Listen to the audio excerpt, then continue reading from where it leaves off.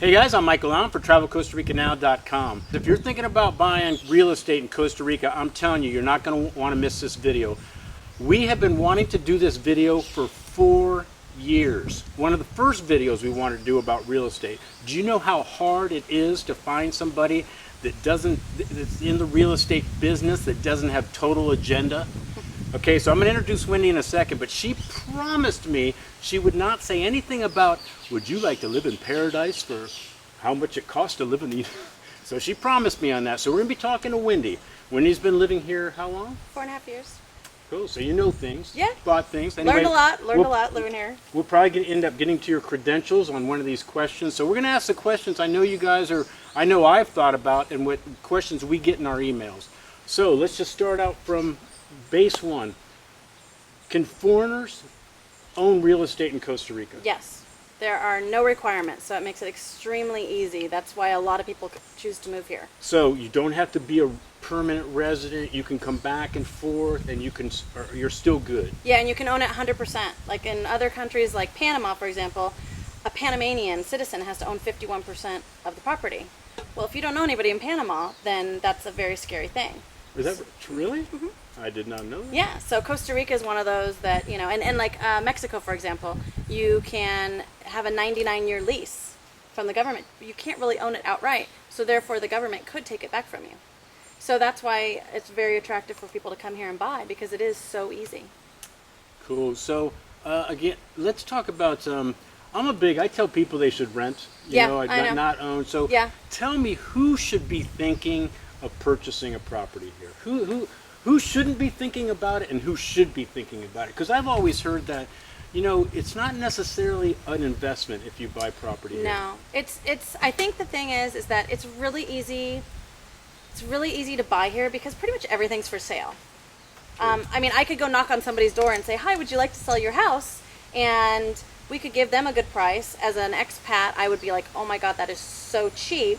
And so it's a win-win. So everything's for sale. So buying is very easy, but if you want to sell it, that's where it gets hard because it's just flooded. There's so much property, there's so many houses that it just makes it very difficult for an investment. And it's kind of willy-nilly on the prices too, because you could, something right here could be big-time dollars 2 miles away. Yep. You're on a farmland, you might be getting, you know, triple the area or whatever for cheaper. Yeah, well, right now, Nuevo Arenal is still quite inexpensive because there's not a big tourism push. There's just not as much tourism as there is in La Fortuna. So that means that here the houses are 2 to 3 times more expensive because you're close to tourism, which means better restaurants, which means better shopping. You know, there's all these things that kind of come with it, but it also means a higher price. It's location, location, location. Nuevo Arenal, it's beautiful. You can get lake view houses, but you can get them for half what you can find a lot of times. And there's quite a bit of an expat community there. They got way more than we do here. Absolutely, because it's a huge area. It's a huge area. You have not only Nuevo Arenal, but you have all these little tiny towns. So basically, you have people spread out all around the lake. So much easier to buy than it is to sell. So if you're thinking about flipping a house or investing for is that the wrong reason? That is the wrong reason. I think that's the wrong reason. I mean, that's obviously just my opinion. Now, if you're in the cities or things like that, it would be different. I mean, I only am in this rural area, so it's very different. It's not like it's condos down by the beach, or being in San Jose where you get people that, you know, they come there and they want a beautiful house. It's just a totally different market there. Oh, okay, true. So, okay, the different markets between city, like San city Jose, versus more rural, and also beaches. Beaches are a completely different animal. Yeah, you know, you've got condos, you've got apartment complexes where people are buying those things, like New York, you know. Whereas here, it's like you have a house with land. It's very rural. You have to deal with what kind of roads are you going to have. Are you able to get cable? What's your internet going to be like? I mean, those things that you would never have to think about if you're in a city. Right. True. Talk something about I think the multiple listing thing is a little different here than it would be in the States. Yeah. So what kind of problems, or what's that like here? Well, the thing is that there's not one MLS. In the States, if I'm a realtor in the States, I can go on the MLS, I can look at basically every property that's out there. Here you can't do that. you can go to one site that has their own MLS, and then you go to another site that has their own MLS, And another site. and another site that has just their properties that aren't included on either. Well, I thought it was interesting when you bought this house, you Mm-hmm. said you had like talked to like 9 different. I what was did. it? I did. Yeah. Basically, I had to do all my own research. I had to, because like, for example, I only cover the area that I know. I'm not going to sell a house at a town that I can't tell the people what are the good things, what are the bad things, where everything is. So you have people, even though it's a small country, you have people that kind of have their little niches. So, you know, I had to find, I saw a house that I liked in this area. Well, only one realtor is here. And so another realtor, I found another house. Well, I had to go then talk to that realtor. So I had like 7 different realtors to go see everything. So it makes it a little bit more complicated to do. It is. And if you're not comfortable on, doing all the research on the internet and contacting people, I mean, I don't think you can have one realtor take you around. You can have one person, I mean, they do tours where people will go and, they get to kind of know the areas and all that, but those people aren't going to tell you what it's like to live here. Right, true. They can show you a house per se, but Yeah. they can't answer the other questions. No, exactly. So let's get into that, because this is one of the biggest problems I had making this video, why I couldn't make this video. Talk about finding a realtor and / lawyer. Do you need a lawyer? So get into that kind of Yeah. whole thing. Okay, I don't know if people know this, and I don't even know if it's really, they say anybody can be a realtor here. Yes, there is basically, there's no requirement. Standard? There's no requirement to be licensed. I'm licensed. I did it because I want those credentials. I want people to, not only come to find me because my reputation, because people go, oh, I know Wendy, she'll totally be honest with you. I want to be able to say, yes, I'm licensed here, even though it's not A requirement. A requirement. Well, I think it gets to do with integrity and honesty, and I think the person buying from you would feel a little bit more comfortable Exactly. than just Joe Exactly. Schmo on the street that goes, hey, I got a property I can show you. Exactly. I was shopping the other day and somebody said, oh yeah, so I don't know, I mean, we were just talking, and then all of a sudden he was like, oh yeah, well, I've got a a real estate business or whatever, and I'm like, really? I've been here this long, I've never seen you, never heard of you. Okay, that's Well, anytime you're sitting around a bar, everybody knows a property. Everyone tries to be the middleman of Sure. selling a property and that Sure, thing. sure. So talk a little bit about the, do you need a lawyer? You absolutely have to have a lawyer. Yeah, you do. I mean, right now, for example. Who gets a lawyer? Well, that's what I was just going to I'm say. sorry, Right. I'm sorry. No, that's I'll okay. slow down. No, I got you. No, I'm totally there with you. So I'm just in the middle of finishing a sale, and the buyer is actually Costa Rican, and he's a businessman, and so he said he wanted to use his own lawyer, and I was like, sure, whatever you want, whatever makes you comfortable. But we've been going back and forth with my lawyer, and my lawyer's so by the book and so strict in everything he does, and it would have been so much easier just to have him draft it. Right. But, I always want to make everybody feel really comfortable. And so, but I think going forward, I'm just going to, say, look, my lawyer, he speaks English. He's lived in the U.S. Which He's a is Chico. which is important. Huge. Huge. I mean, there's nobody in La Fortuna. There's not, like, I've talked to... Not that understands enough about it. No. And they do things, kind of squirrely, and they're not doing it by the book. And so, I think going forward after this process, I'm just going to say, no, we'll use my lawyer. You can totally have your lawyer look at everything. But, I mean, it will be by the book. And so you have to have a good lawyer. Everything here, all the contracts are in Spanish. So if you don't know Spanish... The only thing about your lawyer, it seems like, would anybody question like a conflict of interest? Would they, Well, what I like mean? for example, lawyers here are notaries as well. And so, for example, he says, okay, if I'm your lawyer, I'm not going to be your notary. That is kind of a conflict of interest. So we're going to get another person that's, not involved to be a notary, so that there's, my lawyer, a notary, and then usually if the other people, if they want to bring a lawyer in, perfect. I want everybody to be completely secure. And feel comfortable. Yeah, and the contracts here actually, like if you get a contract from Spanish translated into English, which you can do, it costs a little bit, but it's totally worth it. They are so simple. It's, I promise to sell you this at this price. You promise to buy it at this price. You give me X amount of money, and then you make sure you give me the rest of the amount of money by a certain date. Ah. I mean, they're very, very, very simple. But you definitely need a lawyer. You have to have a lawyer.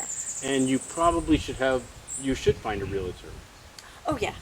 And you should try to find a realtor that probably has some sort of credentials. Yeah, and I mean, the thing is too is that there's so many things that can go wrong with the property, and so you have to find somebody that's going to find all that out before you get too far. Which we're going to get into that here in a Yeah. little bit too. So Yeah. let's go.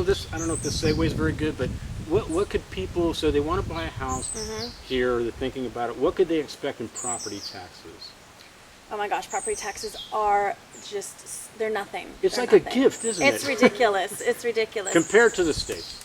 Oh, okay. My property here, 1 acre, 1 house, $200 a year.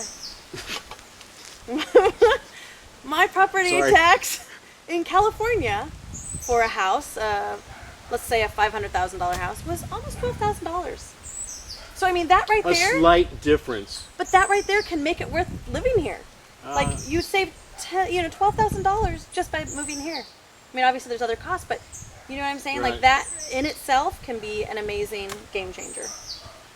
I don't think people would even believe that. I You know, tell them. I know. They're like, you're just trying to sell me a No, I house. What do you swear, mean? I swear. Well, California obviously is like probably one of the worst in terms of taxes, but that's my comparison. So, besides property taxes, what other like common taxes, legal fees, Well, like- closing expenses? I know I can't hold you to a number. But they're still pretty low. It's about 3.8% of the total cost. So let's see, on a $100,000 property, that's what, $3,800. So on a $200,000 property, that's about $7,000. So again, it's not huge. And what's the norm here is to split the closing cost 50-50, but it's negotiable. So as part of the closing, you can split it, or you can say, no, I'm giving you a really good deal, so I want you to pay 100% of the closing costs. But what's the norm is just to split it 50-50. Cool. I just thought of something else. I want to go back to the lawyer for a minute. Yeah. I don't know a lot about this, but do you get the property in your name? What's that SAR type stuff? Do you do that? Sociedad Anónima, I mean... Could you explain it a little bit? Yeah. It's basically like a limited liability corporation. You're basically putting your property... We do that in the States too. I Yeah, don't know, exactly. We get our property kind of out of our name Right. and into a business name or something, right? Right. It's basically saying, like, for example, if I get in a car crash, okay, and my car's under my name. And you're at fault. Yeah, well, I don't want to talk about that, but yes, if I did something bad and I get sued, well, my car, for example, if it's under my name, that they could take my car from me. But if my property is under the Sociedad Anónima name, that can't be touched, even though that's part of my assets. So that's common practice. Yes. Another reason why you want a lawyer is to kind of separate the personal from the business and make yourself a corporation or a business or something. And it usually costs about, let's just say, roughly $500 to create a corporation. And it's about $200 a year to have that. You pay taxes on that corporation. Now, guys, don't hold to these prices. Más o menos. Money changes, times change, but this is just a base of things. Yeah. Now, does someone need to be present at the transfer of the deed? Does a person need to be here? Yes. Yes, you should not. Technically. Yes. To sign everything over. They should at least be here once to sign things. So, I mean, if you see a property and you leave, for example, when I bought my property here, I saw this property, fell in love with it. I went to Denny's by the airport, met the realtor there, and signed everything. Oh. So that was it. I mean, I just signed it and I was done. I didn't need to come back and sign anything else. When you're, if you buy here though, and once you're changing utilities and things like that, it's much, much easier for both parties to be here. Because I did it with somebody that was out of the country and it was really difficult to prove that I was able to get those utilities under my name and that the purchase, that they were okay with it. So it's always best to be here. Okay, this next question is probably the thing I've seen the biggest mistakes made on here. I mean, just from people talking to me and people buying real estate, and it's the one concerning checking the status of a property. Right. So first, how do you check the status of a property here, and then talk about maybe some personal responsibility that you need to. Lawyers and realtors are supposed to be doing things. Yeah. But You know where I'm going with this. Yeah, no, I'm I assuming. do. I mean, it's called the Registro Nacional, and it's basically an online database. You can go on. I mean, you can go on for free. You just sign up, just like anything. You sign up, and then you go in, and you can put, for example, if I know your Sociedad Anónima's name, and I know that that's what your property is held under, I can go search, and put your cedula jurídica in there, and see what comes up. Don't get scared on these words, guys. It's just Yeah, it's like your ID number, your corporation ID number. kind of like your email address in Spanish. No, I don't. It's just that's just what it's called. But I can look that up, or I could look it up by your name if I've got your full name. So those things are actually open to the public. I mean, not everything is in there. That's kind of the issue. That's where having a realtor that knows the area and knows what's going on. They may not know. For example, there was a house that I was selling, and it sold. The owner sold it, which was awesome. But then about 3 months later, I see a huge tower go next to it. I had no idea. And I mean, it's not that it was that far from me. I just hadn't heard that that was coming. If I would have known, I'm so glad I didn't sell that, because if I would have known, I would never have sold that house without telling somebody. Now, with going to that registry, will it tell that there's liens on the property Yes. or that kind of thing? Yes. But that's basic stuff. That's not really diving into the homework about nasty neighbors or Right. or Or a noisy truck that goes by every morning. Or, thing. yeah, I mean, those things you just, those are really hard to know anyway. So I don't know, maybe what you're saying is, I would say people have to do their due diligence a little bit. Okay, trust have your lawyer and your people do things, but you got to kind of check on things too, which it might be good to go out to the Yeah. property and talk to neighbors or try to talk to neighbors, whatever. But Absolutely. I mean, I've had to knock on doors to find properties before to help somebody. And I mean, man, it's amazing how open people are, and if you just ask questions, and they'll talk. Oh, they'll tell you everything. Matter of fact, they'll tell you everything. Want to stay for and dinner? then they'll tell you they have a property that they can sell you instead of the other property. Yeah. So no, it's very open here. You just there's a due diligence that your realtor, if they use a good lawyer. I mean, it's they're still gonna do buyer that. beware. Oh, sure. Always, just like anywhere, I would say, right? Well, another thing is, we don't do house inspections, home inspections like they do in the States. We have concrete pads. There's no basement to check out. If you're buying an older home, your electrical's going to need to be redone. You're not going to have plans usually for construction unless it was just recently done. They only keep them for up to 5 years. So there's all these things. You're just kind of like, everything you buy is, again, here in this more rural area, it's as is. So it's good to bring somebody with you that knows about these things and that can look at the roof and say, well, how many years does that have on it? Or can at least ask the right questions. Right. Instead of just being like, oh my God, this is so beautiful, I want to buy it. Which is key, I think. So, any other things you can think of? Any things to consider with, I don't know, when you're thinking about buying a place? Well, I think, again, in these areas, if, for example, you live gluten-free, well, you better learn how to make a lot of that stuff yourself, because you're not going to be able to just go to the store and get it. So see, those are the little things. Yeah, that you those are the wouldn't little know. things. Yeah, if you have health problems and you need to go to the doctor every month, well, how long is it going to take you? And where's the closest doctor? Those kinds of things. It's like, you really have to think about that, because again, the road systems here are not, the best. I'm on a 7-kilometer dirty, bumpy road. Thankfully, like, if you have a property, it's awesome if you have 2 ways in and out of the property, because something could happen. A tree could go down. Right. And then how do I get out of here? That's true. So, there's all these little things that you would never, I'm from Los Angeles. I never knew about that stuff. I would never think about an escape route or what happens if the water line gets down, or the electrical lines. Like, what do I do? Those things happen here, so you have to think about that.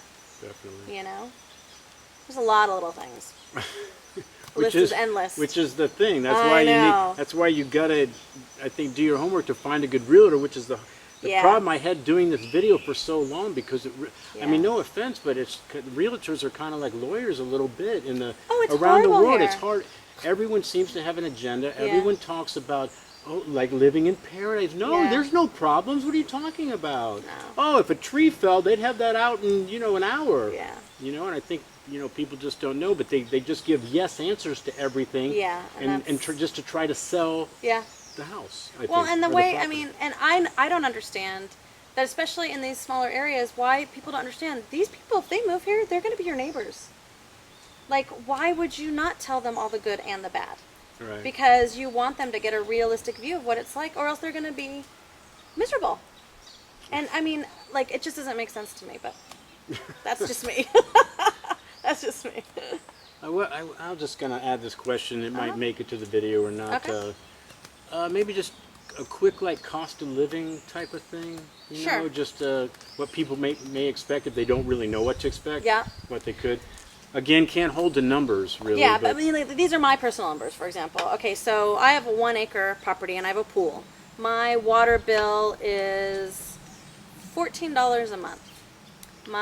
Which water's normally cheap around here. I mean, Yeah, right? yeah. Normally. I mean, Yeah, that's there's kind of I common. mean, you could dig down and make a well in pretty much any property in this zone because we have so much rain all year.